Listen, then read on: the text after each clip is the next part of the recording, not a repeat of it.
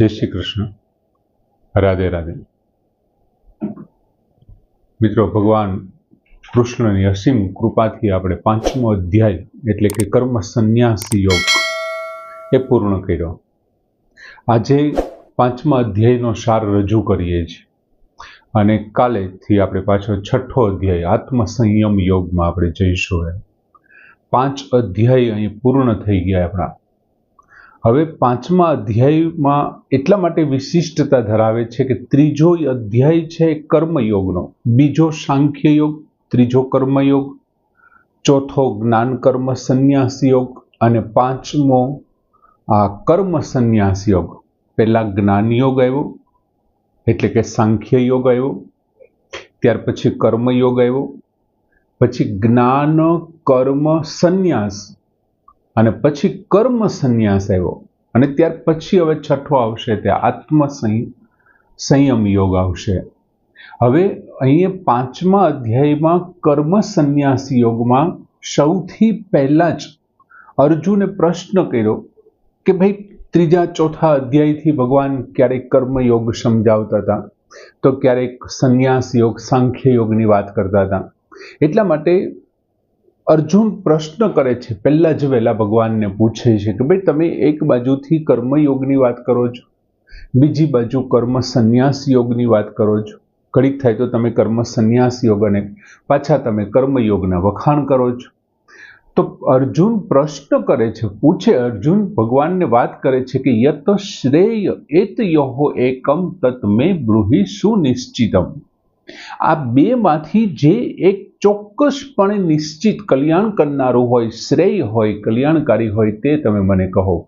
મારે ખરેખર કર્મયોગ કરવો જોઈએ કે કર્મના સંન્યાસની વાત તમે કરો છો તે કરવો જોઈએ? બેમાંથી જે એક હોય ને તે મને કહો. અને ભગવાન પણ પાછા સ્પષ્ટ જવાબ આપવાને બદલે કહે છે કે ભાઈ તું આમને નોખો ગણે છે. પંડિતાહ ન વદંતી, પંડિતો કહેતા નથી. પૃથક બાલાહા, જે બાળક બુદ્ધિના છે એવા લોકો એને કહે છે. એટલે ભગવાન શું કહે છે કે નિઃશ્રેયસ કરો ઉભૌ, બંને નિઃશ્રેયસ કરો, ચોક્કસપણે કલ્યાણ કરનારા છે. તું કર્મયોગનું પાલન કર કે કર્મોના સંન્યાસનું પાલન કર, બંને છે ચોક્કસ કેવા છે, કલ્યાણ કરનારા છે. અને ભગવાને પાછી અર્જુનને વાત કરી કે ભાઈ તો પછી આ બે રસ્તા અજમાવવા પાછળનું કારણ શું? બે શું કામ? હવે દરેક રસ્તો દરેક માટે નથી હોતો મિત્રો. દાખલા તરીકે માની લો કે એક્સપ્રેસ હાઈવે છે ને, તો એમના માટે વાહનોનું નક્કી હોય કે જે લોડિંગ વાળા વાહનો છે એ લેન નંબર 3 ઉપર ચાલશે અથવા 2 ઉપર ચાલશે, બાકીના વાહનો છે 1 ઉપર, અને જે બાકીની જે લેન બનાવી છે, જે સ્પીડી વાહન છે જે એકદમ સ્પીડમાં ચાલવાવાળા છે એમના માટે આ લેન નક્કી છે. એમ દરેક રસ્તાઓ દરેક માટે યોગ્ય નથી. સાવ કર્મ જ ન કરવું, કર્મ કર્યા વિના બેઠું રહેવું, અને બેઠું રહેવું એટલે બેસવું એ પણ કર્મ છે. સાવ કર્મનો સ્વરૂપથી ત્યાગ કેવી રીતે કરી શકવો એ સામાન્ય વ્યક્તિનું કામ નથી, એ સિદ્ધ વ્યક્તિઓનું કામ છે, સાધકનું કામ નથી. અને એટલા માટે ભગવાન કહે છે કે કર્મ સંન્યાસાત કર્મયોગ વિશિષ્યતે. કર્મના સંન્યાસ કરતા, કર્મના ત્યાગ કરતા કર્મયોગ વિશિષ્યતે. હું એવું માનું છું કે કર્મયોગ શ્રેષ્ઠ છે. કર્મ સંન્યાસ કરતા બે દ્વા ઉભો કેવા છે? નિઃશ્રેષ કર, બંને કલ્યાણ કરનારા છે, બંને એક જ તત્વ આપનારા છે. પણ મને એવું લાગે છે કર્મ સંન્યાસાત, કર્મ સંન્યાસ કરતા કર્મયોગ વિશિષ્યતે. કર્મયોગ વખણાય છે, વિશિષ્ટ છે. સંન્યાસ છે, સંન્યાસનો જે માર્ગ છે ને, સિદ્ધ થઈ ગયેલા, અમુક કક્ષાએ પહોંચી ગયેલા વ્યક્તિઓ માટે સંન્યાસનો માર્ગ છે. જ્યારે આ કર્મયોગ છે તે દરેક સાધક કરી શકે. યાર, વિદ્યા વિનય સંપન્ન બ્રાહ્મણ હોય કે પછી એકદમ તદ્દન નાના એવા ગામડામાં રહેતો કોઈ અભણ ખેડૂત હોય, બંને પોતાનો કર્મયોગથી પોતાનું કલ્યાણ સાધી શકે. એટલા માટે ભગવાન કહે છે વિશિષ્યતે, કર્મયોગ વિશિષ્યતે. મિત્રો, તમે કોઈ પણ સ્થળ ઉપર, કોઈ પણ સંપ્રદાયમાં, કોઈ પણ ધર્મમાં હો, તમે ગમે ત્યાં છો, જ્યાં છો ત્યાંથી તમે કર્મયોગ દ્વારા તમે તમારું કલ્યાણ સાધી શકો. ભગવાન આગળ જતા પણ પાછી વાત કરે છે કે દ્વેષ અને આકાંક્ષા વગરનો જે કર્મયોગી છે એ સંન્યાસી જ કહેવાય છે. જે કર્મયોગીમાં કોઈ પણ પ્રકારનો દ્વેષ નથી, રાગ દ્વેષ વગરનો, આકાંક્ષા એટલે એમની કોઈ ઈચ્છાઓ નથી, એ કર્મયોગી છે એ ખરેખર સંન્યાસી જ કહેવાય છે. અને અજ્ઞાની લોકો છે ને એ આમને જુદો ગણે છે, પંડિતો નથી ગણતા. બાલાહા તત્પૃથક વદંતી, બાળક બુદ્ધિના છે એમને જુદા કહે છે, ન પંડિતા, પંડિત વ્યક્તિઓ નહીં. શું કામ આવું કહે છે? કેમ કે તમે કર્મયોગ આચરણ કરો કે પછી કર્મ સંન્યાસ યોગનું આચરણ કરો, એકમ ફલમ વિંદતી, એક જ ફળ આપે છે. અને એટલા માટે તો બંનેનું સરખું સ્થાન પ્રાપ્ત કરે. બંને જણા કર્મયોગી હોય તે પણ અને કર્મ સંન્યાસ યોગના માર્ગે ચાલનારો હોય તે પણ, બંને એક જ સરખું એ સ્થાનને પ્રાપ્ત કરે છે. અને જે પંડિતો છે એ બધા એક જ જુએ છે, અને એ જ ખરેખર સાચું જુએ છે. જે આ યોગને અને કર્મને બેયને જે એક જુએ છે ને તે જ સાચું જુએ છે. અને કર્મયોગી વિના કર્મના સંન્યાસને સાધવો ખૂબ અઘરો છે. ભગવાને પોતે જ કીધું ત્યાં કે કર્મયોગી વિના કર્મના સંન્યાસ યોગને સાધી ન શકાય. કર્મયોગી જ છે એ વિના વિલંબે પ્રાપ્ત કરી શકે, બ્રહ્મ તત્વને વિના વિલંબે પ્રાપ્ત કરી શકે પોતાના કર્મો મારફત.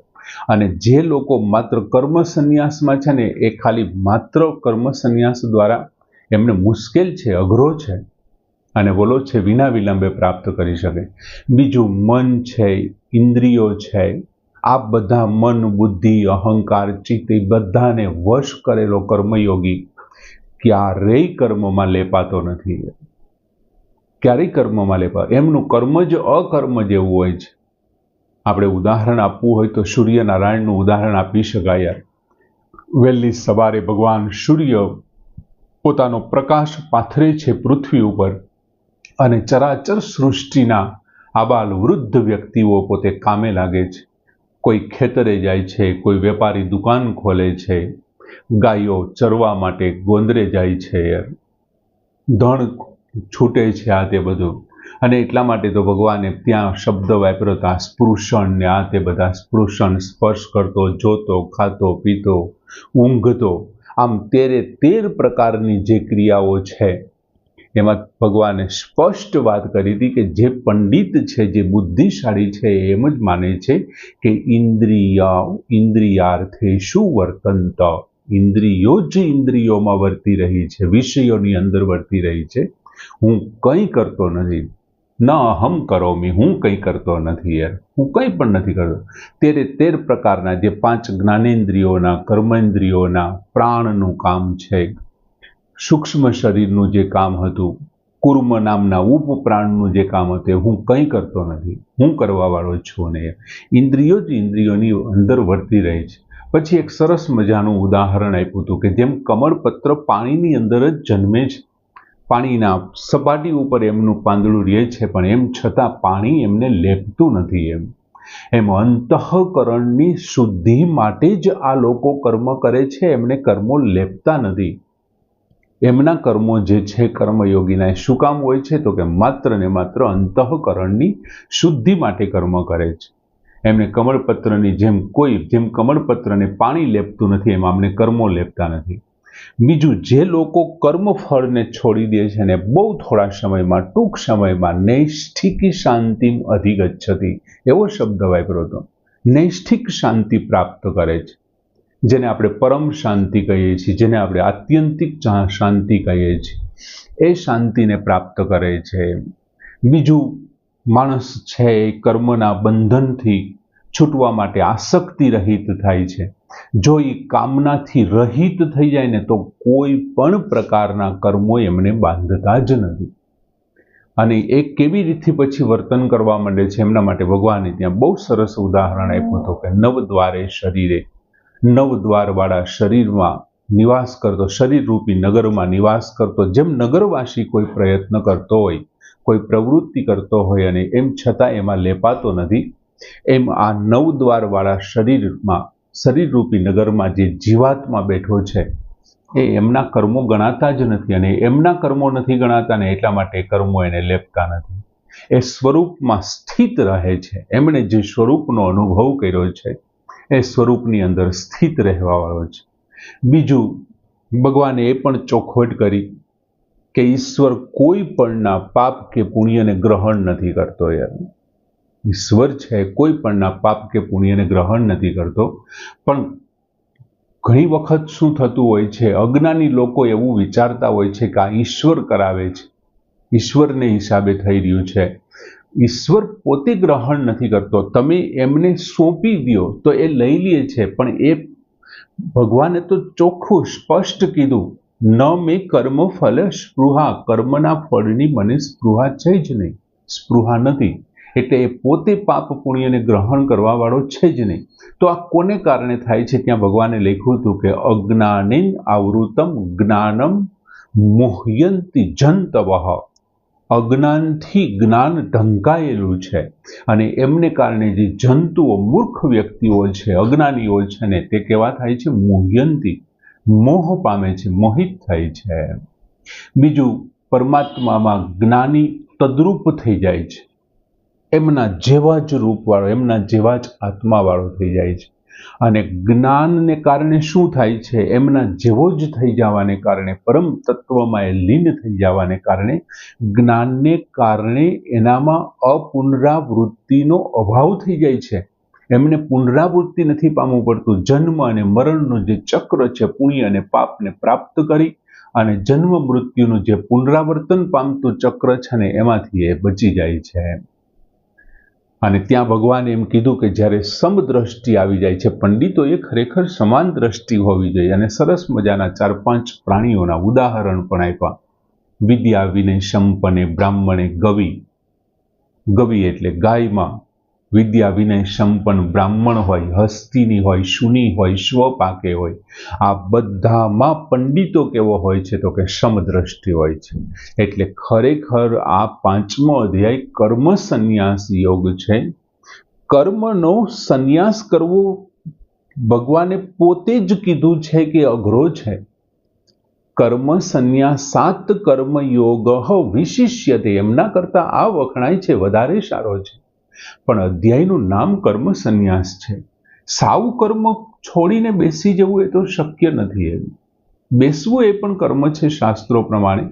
પણ સમત્વમાં જ્યારે મન સ્થિત થઈ જાય છે, સમદ્રષ્ટિ આવી જાય, સમબુદ્ધિ આવી જાય અને સમત્વમાં મન સ્થિત રાખવા વાળો નિર્દોષ અને સમબુદ્ધિ છે ને, તે સ્થિત થઈ જાય છે.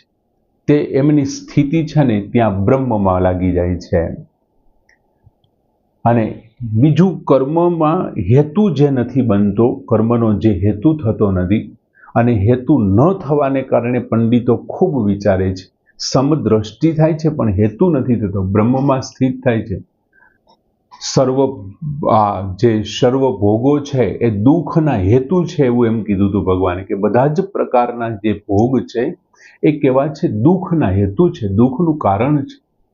અને એટલા માટે તેષુ ન રમંતે બુધઃ, બુદ્ધિશાળી વ્યક્તિઓ, વિચારશીલ વ્યક્તિઓ, વિવેક બુદ્ધિવાળા વ્યક્તિઓ, તેષુ ન રમંતે, ભોગોની અંદર રમણ નથી કરતા.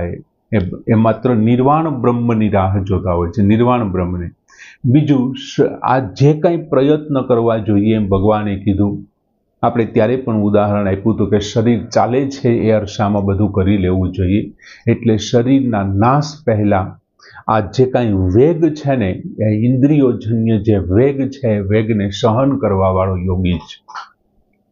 જે કાંઈ વિવિધ પ્રકારના વેગ જન્મે છે, એ વેગને જે સહન કરી લે છે ને, તે યોગી છે. અને જે પરમાત્માની અંદર જ સુખી છે, સુખને અંતઃ સુખ, અંતઃ રમમાણ અને અંતઃ જ્યોતિ એવા શબ્દો વાપર્યા હતા. જે પરમાત્માને આંતરિક સુખ, જેને આપણે કહીએ પરમાત્મામાં જ સુખવાળો, પરમાત્મામાં રમણ કરવાવાળો અને પરમાત્મામાં જ જ્ઞાન, પરમાત્માને જ જ્ઞાનરૂપ એવો જે વ્યક્તિ છે, એનું શું થાય છે? તો કે નિર્વાણમ બ્રહ્મ અધિગચ્છતિ, શાંત બ્રહ્મને, એકદમ જે શાંત અને સૌમ્ય બ્રહ્મ છે ને, એમને પામે છે, એમને પ્રાપ્ત કરે છે. બીજું, જે જ્ઞાની વ્યક્તિઓ છે તે પાપ છે, સંશય છે, આ બધા વગરનો હોય છે. જ્ઞાની વ્યક્તિ છે, એમણે બધી જ રીતે જ્ઞાનને કારણે સત અને અસતને જુદા કરી નાખ્યા છે. એટલે એમણે જે કર્મો કર્યા છે એ કેવા છે? પાપ રહિત કર્મો છે. બીજું, એમના સંશયો બધા જ દૂર થઈ ગયા હોય છે, સંશય વગરનો. અને પ્રાણોના જે પરહિતે રતા મગ્ન પરહિતે મગ્ન રતાહ, જે સર્વભૂતાનામ હિતે મગ્ન રતાહ એવો શબ્દ વાપર્યો હતો. એમની અંદર કોઈ પણ પ્રકારના પાપ નથી. બીજું, એમના સંશય છે નાશ પામ્યા છે. અને ત્રીજું લક્ષણ ભગવાને બહુ સરસ વાપર્યું હતું કે સર્વભૂત હિતે રતાહ, દરેક પ્રાણીઓના હિતમાં મગ્ન રહેનારો હોય છે. અને તે ખરેખર યોગી છે. હવે દરેક પ્રાણીઓના હિતમાં જે મગ્ન રહેતો હોય, દરેક પ્રાણીઓ એટલે બધા પ્રાણીઓને એક તો એ સમાન જોતો હોય, બધાને એક સરખો જોતો હોય, અને બધાના હિત કરવામાં, જો પોતાનું હિત નહીં, દરેક પ્રાણીઓના, બીજા બધા પ્રાણીઓના હિતમાં એ મગ્ન રહેનારો છે, એ જ સાચો ખરેખર યોગી છે. અને એવા વ્યક્તિઓને પરબ્રહ્મનો સાક્ષાત્કાર થાય છે, અને એ સાક્ષાત્કાર કરેલો હોય છે. હવે બીજું, પછીના 2-3 શ્લોક, છેલ્લા 2 શ્લોકમાં ભગવાને ધ્યાન યોગ વિશેની વાત કરી. કર્મ સંન્યાસ યોગની અંદર પણ ધ્યાન યોગની વાત કરી કે ભાઈ કર્મ સંન્યાસ યોગ છે, કર્મનો સંન્યાસ કરીને પણ તમે પરમ તત્વને પ્રાપ્ત કરી શકો. એમની સાથે સાથે કર્મ યોગથી એક તો તમે બધા જ કર્મનો ત્યાગ કરીને, સ્વરૂપથી ત્યાગ કરીને, અને બીજું તમે બધા જ કર્મો કરો પણ બધા જ કર્મોમાં સિદ્ધિ અને અસિદ્ધિમાં તમે સમાન બની જઈને સમદ્રષ્ટિ કરીને કર્મયોગી બની અને તમે એમને પ્રાપ્ત કરી શકો, પરબ્રહ્મને પ્રાપ્ત કરી શકો.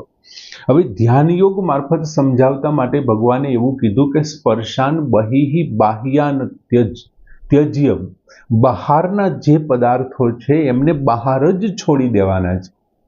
અને તમારી જે આંખોની દ્રષ્ટિ છે એને ભ્રુવોહો અંતરે, બ્રહ્મરોની વચ્ચે તમારે સ્થાયી કરી દેવાનું. અને પ્રાણાપાનો સમો કૃત્વા નાસાભ્યમ ચારિણો, જે નાસિકાની અંદર શ્વાસ વહી રહ્યા છે, એક પ્રાણ અને અપાન નામનો શ્વાસ છે, પહેલા બંનેને સમાન કરી નાખવાના છે.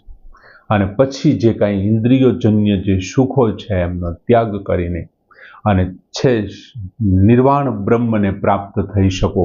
એટલે ખરેખર એમને પ્રાપ્ત કરવા માટે આ પ્રાણાયામ પણ ખૂબ જરૂરી છે, ધ્યાન લગાડવા માટે.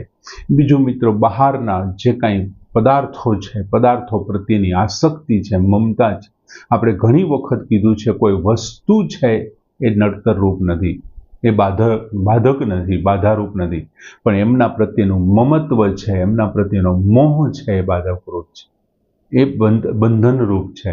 અને છેલ્લે ભગવાન આ 5મા અધ્યાયના 29મા શ્લોકમાં પોતાના પ્રભાવ સહિત પરમેશ્વરને જાણવાની વાત કરે છે. અને ભગવાન પોતે કહે છે કે તારા છોડાયેલા જે કર્મો છે, તો તું ખરેખર કર્મો છોડવા માંગતો હોય તો આ પણ રીતે છોડી શકે.